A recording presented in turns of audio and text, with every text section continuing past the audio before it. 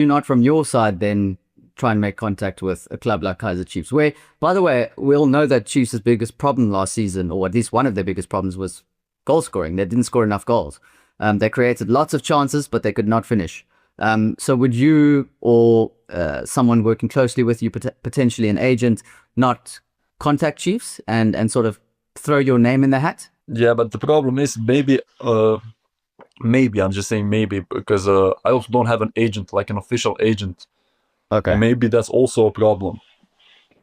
There's been some agents that called me that yeah, they want to cooperate with me, but I had a lot of bad experiences with agents in the past, and I don't have an official agent who can say that I can say, okay, I have an agent, he's representing me in South Africa, worldwide.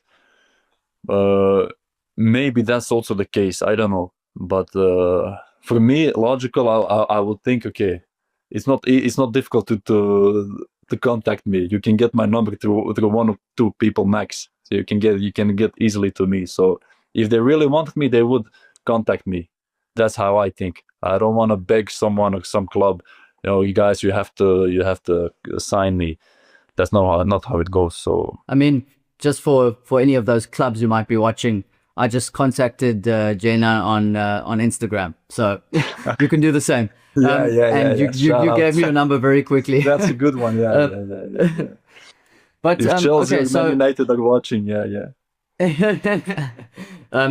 All right, so obviously there were those rumors, and you said that there's been no contact, and that's fair enough. I mean, it's surprising for me as well, because of the season that you just had.